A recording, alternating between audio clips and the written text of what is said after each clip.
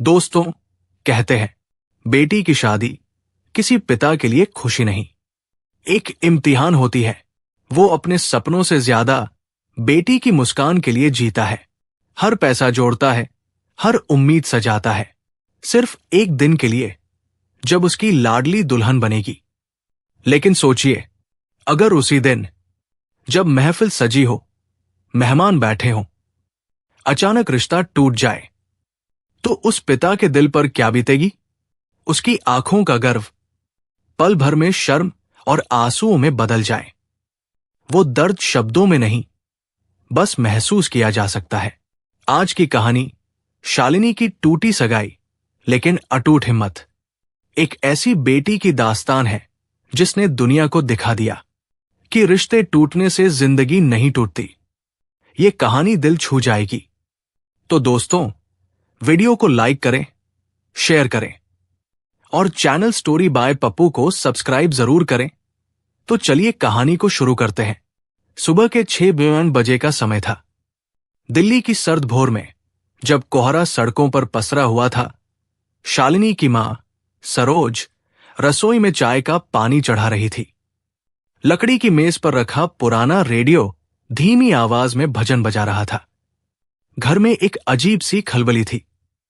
शालिनी के पिता रमेश हाथ में एक शादी का कार्ड लिए मेहमानों की सूची को बार बार देख रहे थे। उनके चेहरे पर खुशी थी, लेकिन आंखों में एक अनकही चिंता भी। आज उनकी सबसे बड़ी बेटी शालिनी की सगाई थी। घर में रिश्तेदारों का आना जाना शुरू हो चुका था। छोटी छोटी बहनें रिया और ममता एक दूसरे को चिढ़ाते हुए सजावट के फूलों को संभाल रही थी। लेकिन शालिनी, वो अपने छोटे से कमरे में पुराने लकड़ी के आईने के सामने खड़ी थी।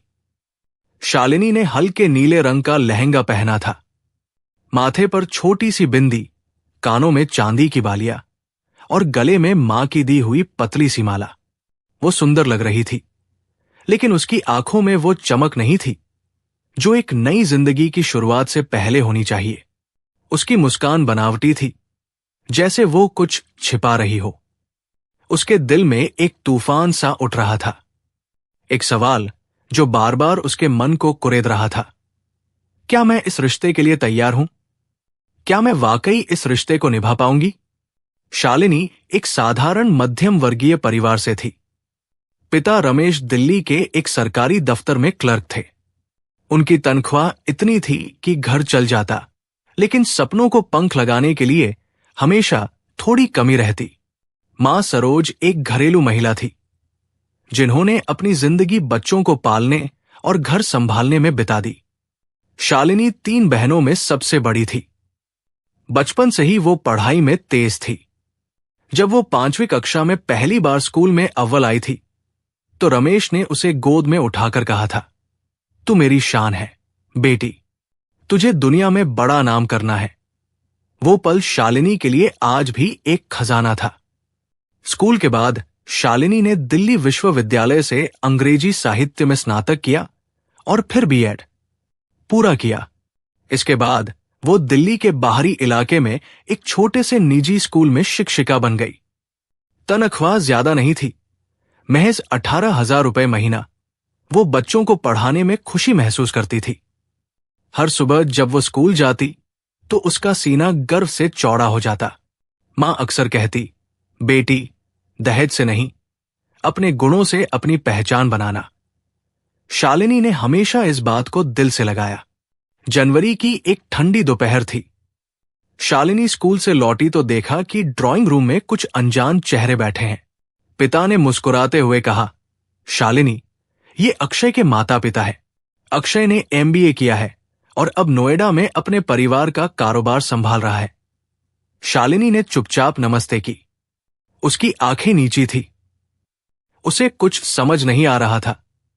ये सब इतना अचानक था। अक्षय के माता पिता उसे देखकर खुश हुए। लड़की सुशील है, पढ़ी लिखी है।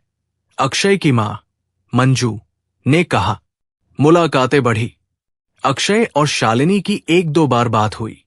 अक्षय एक सभ्य, स्मार्ट और आत्मविश्वास से भरा हुआ लड़का था। वो अपने परिवार के रियल एस्टेट कारोबार को संभाल रहा था और उसकी बातों में एक तरह का रौब था। शालिनी को वो बुरा नहीं लगा, लेकिन उसके मन में एक अजीब सी बेचैनी थी। उसे लगता था कि अक्षय उसे पूरी तरह समझ नहीं पा रहा। फिर भी परिवार का दबाव और माँ-पिता की खुशी देखकर उसने हामी भर दी। सगाई की तारीख तय हुई 15 फरवरी। जैसे जैसे दिन नजदीक आ रहे थे, घर में तैयारियां जोरों पर थी। रमेश ने अपनी जमा पूंजी निकालकर एक छोटा सा बैंक्वेट हॉल बुक किया। मां और बहनें सजावट और खरीदारी में व्यस्त थी। एक दिन शालिनी अपनी मां के साथ बाजार गई थी लहंगा लेने। दुकानदार ने जब नीले रंग के लहंगे की कीमत बताई 5,000 रुपए, तो सरोज का चेहरा लटक गया। इतना महंगा? उन्होंने धीरे से पूछा। शालिनी ने मां का हाथ पकड़ा और कहा, मां, मैं सादा लहंगा पहन लूंगी। मुझे चमक दमक की जरूरत नहीं, बस आपका आशीर्वाद चाहिए।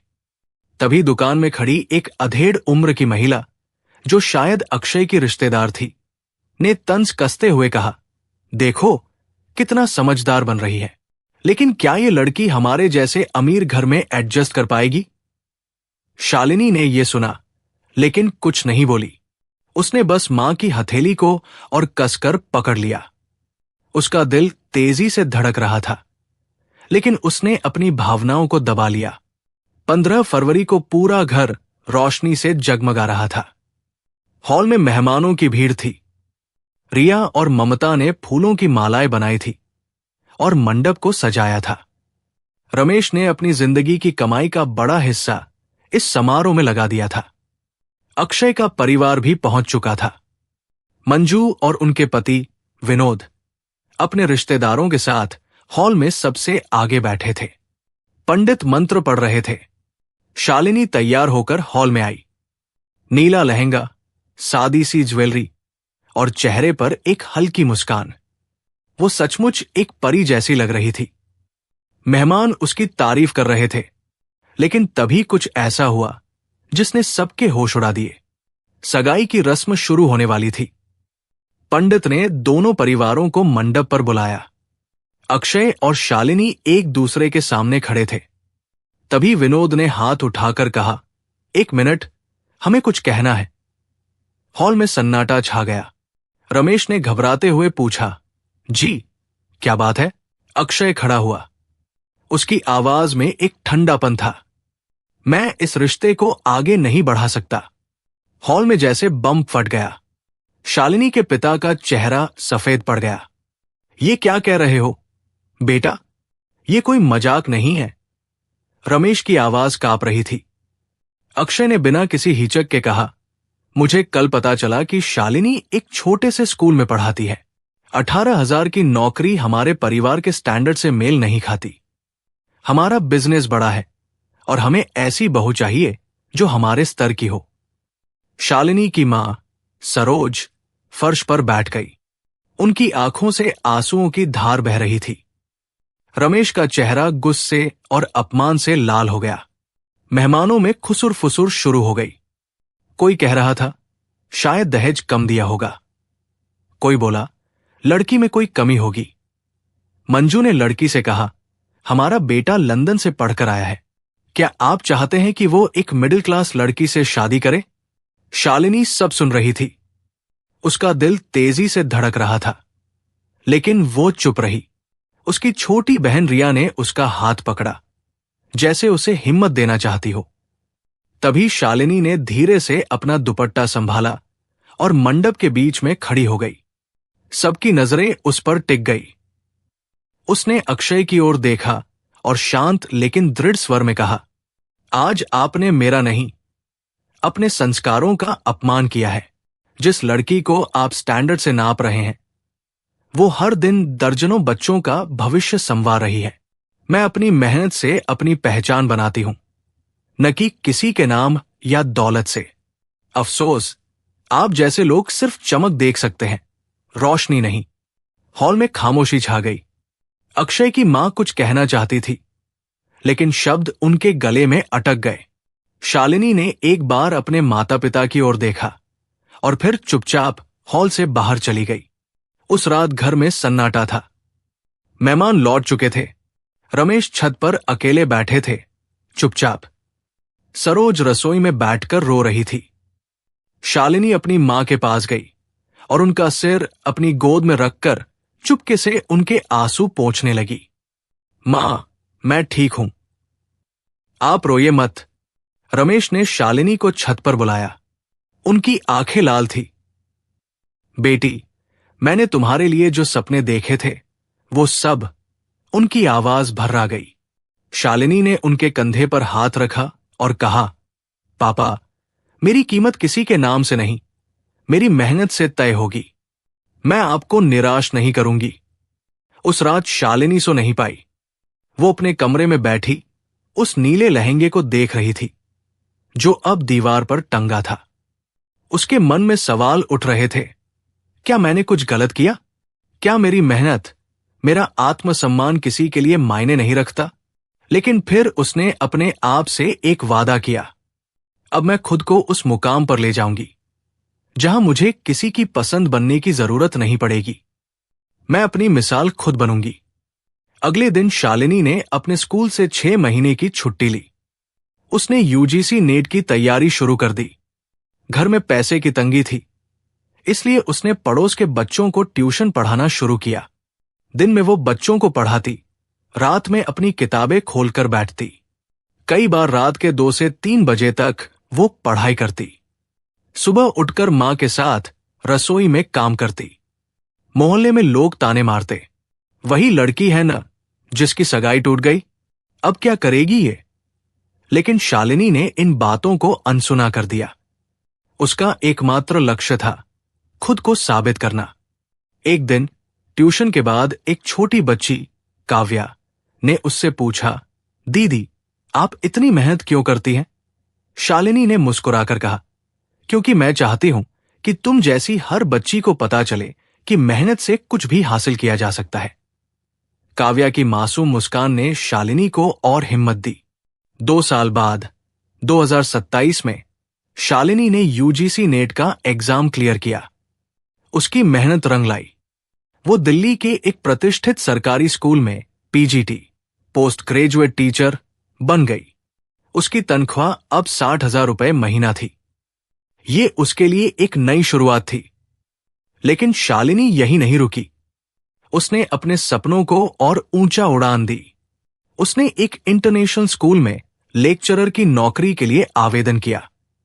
इंटरव्यू में जब उनसे पूछा गया कि वो क्यों शिक्षिका बनना चाहती है, तो शालिनी ने जवाब दिया, मैं बच्चों को सिर्फ किताबी ज्ञान नहीं देना चाहती, मैं उन्हें सिखाना चाहती हूं कि वे अपने सपनों के लिए लड़े, चाहे दुनिया उनके खिलाफ क्यों न हो।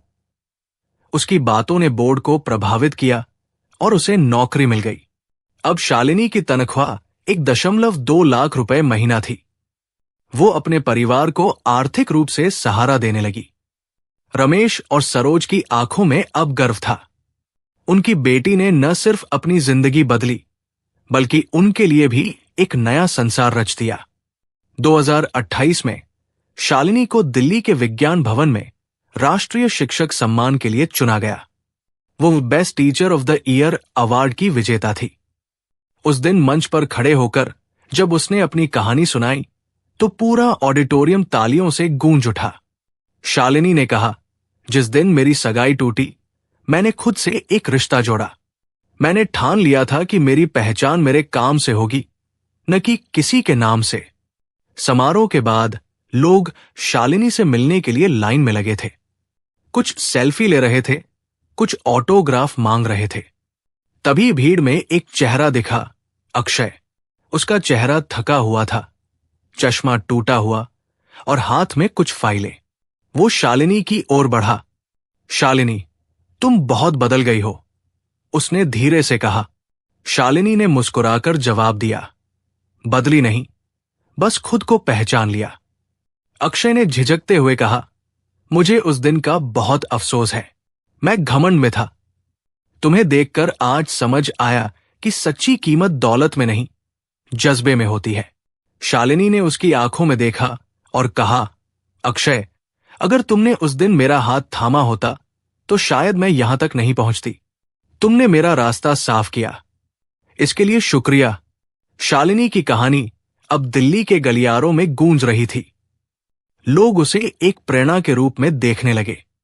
उसने न सिर्फ अपनी जिंदगी बदली, बल्कि अपनी छोटी बहनों को भी पढ़ने और आत्मनिर्भर बनने के लिए प्रेरित किया। रिया ने मेडिकल की पढ़ाई शुरू की और ममता ने इंजीनियरिंग में दाखिला लिया। शालिनी ने अपने स्कूल में एक प्रोग्राम शुरू किया जिसमें वो गरीब बच्चों को मुफ्त में पढ़ाती थी। उसका मानना था कि शिक्षा ही वो हथियार है जो किसी की जिंदगी बदल सकता है। उसकी कहानी न्यूज चैनलों पर छाई और एक दिन उसे टेड टॉक के लिए बुलाया गया। वहां उसने अपनी कहानी दुनिया के सामने रखी। हर लड़की में एक शालिनी है, उसने कहा। बस उसे अपने आप पर भरोसा करना है। शालिनी की कहानी हमें सिखाती है कि जिंदगी में ठोकरें हमें तोड़ने नहीं, बल्कि हमें और मजबूत बनाने आती है। उसने न सिर्फ अपने लिए एक नई पहचान बनाई, बल्कि समाज को दिखाया कि एक लड़की की कीमत उसकी मेहनत और हिम्मत से तय होती है। अगर ये कहानी आपको दिल को छू गई है, तो याद रखिए, आपके पास भी वो ताकत है जो शालिनी ने दिखाई। बस अपने सपनों पर भरोसा करें और मेहनत से कभी पीछे न हटें। जय हिंद, जय भारत।